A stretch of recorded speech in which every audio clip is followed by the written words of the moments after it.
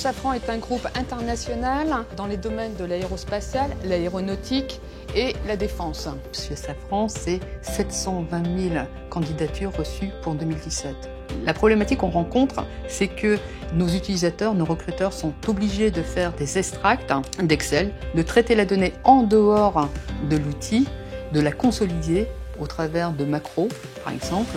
Et là, il y a quelque part une espèce d'injustice dans le sens où toutes les sociétés n'ont pas les ressources en interne pour créer ces macros. Le premier besoin de Safran, ça a été de présenter, de proposer à nos utilisateurs un outil simple d'utilisation qui ne nécessite aucune compétence technique et de mettre toutes nos sociétés sur le même pied d'égalité. On a détecté 3 axes au niveau de nos reporting. Le premier axe a été de piloter l'activité. Le deuxième, c'est effectivement de mesurer la performance de manière à pouvoir l'évaluer, cette performance. Le troisième axe était l'analyser de manière à pouvoir anticiper et agir.